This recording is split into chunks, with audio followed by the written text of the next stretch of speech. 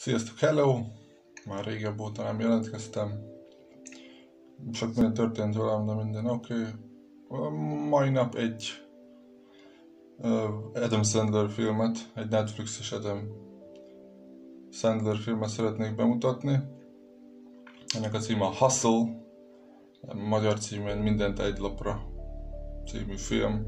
Ez 2022-ben készült, tehát egy új bemutatású film. Viszonylag meglepő volt, hogy tetszett. Nem minden Adam Sandler filmről elmondható ez. Időnként bugyuta tud lenni, de ez igazából nem is komédia. Vannak benne komikus elemek, de inkább egy dráma, egy sportdráma,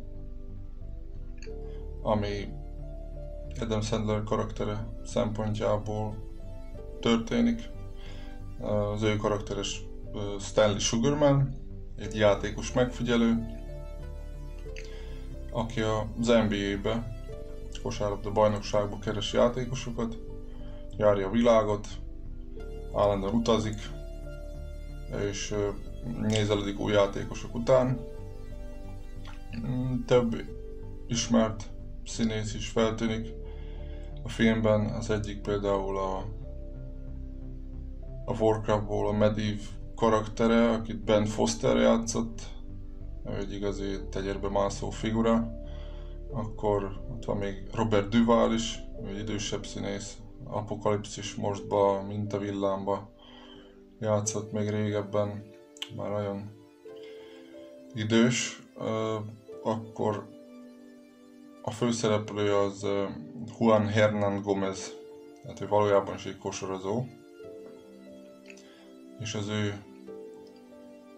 ő karakterét találja meg ez a játékos megfigyelő, mégpedig Spanyolországban.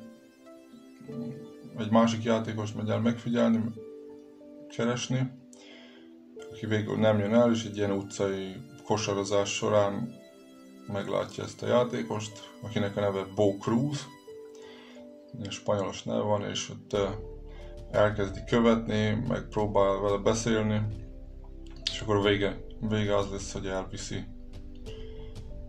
Amerikába, és akkor ott szembesül a főnökének a fia, az a Ben Foster karaktere, aki nem igazán kedveli, és akkor ott próbálja behozni Bo Cruz-t, játékba venni, meg van még saját kis, hát igen, ez valamennyire egy ilyen Rocky film, tehát nagyon a szegénységből indul Bo, nagyon elkeseredett, van egy kislánya is, akit ott hagy Spanyolországban a nagyanyjával. Tehát még egy saját kis tréning montázsa is van, ahogy együtt edzenek. Próbálja felkészíteni a válogatóra ezt a játékost. És előjönnek különféle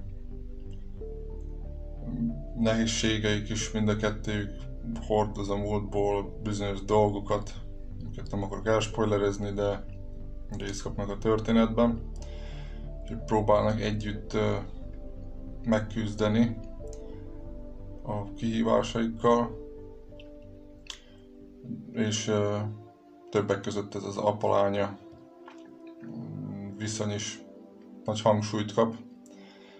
A Stanley Sugarmannek, az Adam Sandler karakternek is van családja, például még megjelenik a Queen Latifah, akit először megrettentem, mert láttam más filmekben is, és nem annyira zártam a szívembe, de itt hozta a szerepét, nem volt vele probléma.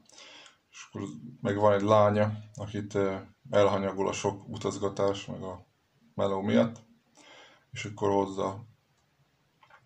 hozza ez a helyzet is, ezt az apa-lánya, hát nem is konfliktust, hanem az, hogy legyen jó apa, vagy hogy mind a kettejüknél ez megjelenik, a Bo Cruznál is, a játékosnál is, meg a megfigyelőnél is.